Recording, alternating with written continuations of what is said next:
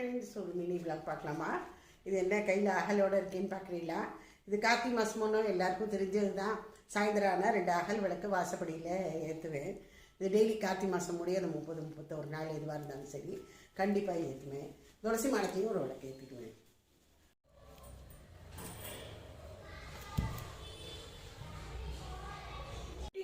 மாவெல்லாம் எல்லா இடத்துலையும் சிந்தி விடுறது, மேடையை தொடக்கிறது ரொம்ப அதை விட பெரிய பெரிய காரியமாக இருக்குது.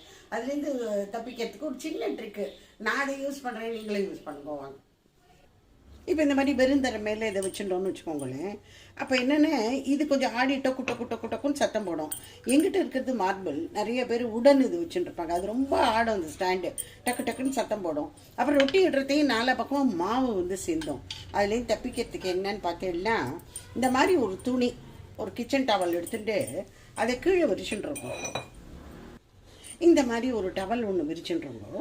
இப்போ இதில் வந்து நம்ம இட்டோம்னு வச்சுக்கோங்க, கொஞ்சம் இந்த பக்கம்லாம் சிந்திட்டுனா கூட இந்த டவலை வெளியில் வாஷ் பேசிலவே அப்படியே உதறிடலாம். உங்களுக்கு டக்கு சவுண்டும் வராது.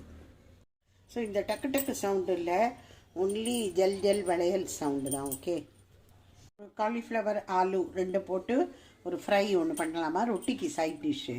இது நான் இங்கே காலிஃப்ளவரை நறுக்கி வச்சுருக்கேன் சின்ன. கொஞ்சம் நான் இதை உப்பில் போட்டுவிட்டேன், உப்புலையும் கொஞ்சோண்டு மஞ்சப்பொடி போட்டிருக்கேன், அது அடியில் போய் செட்டில் ஆகிருக்கு. இது வச்சிடணும். ஏதாவது பூச்சி இருந்ததுன்னா வெளியில் வரத்துக்கு, வேறு ஒன்றும் இல்லை. இப்போ இங்கே எண்ணெய் வச்சுருக்கேன், இதை முதல்ல நல்லா ஃப்ரை பண்ணி எடுத்துடலாம். உருளைக்கிழங்கையும் போட்டுடலாம். இது நல்லா ஃப்ரை ஆகிட்டு எடுத்துடலாம், ப்ரௌனாக இருக்கும் மாதிரி. எண்ணெய் வச்சுருக்கேன், அதில் சீரகம், பொடியாக நறுக்கிய வெங்காயம், மஞ்சப்பொடி, சில்லி பவுடர், தனியா பவுடர், பொடியாக கட் பண்ணினா டொமேட்டோ,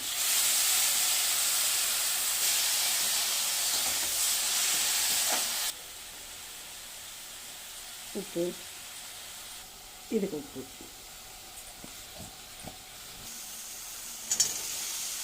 ஆலு கோபியை இதில் போட்டுடணும். நல்லா இந்த பட்டாணியை போட்டுடலாம். இறக்கிறதுக்கு முன்னாடி கொத்தமல்லி, அவ்வளோ.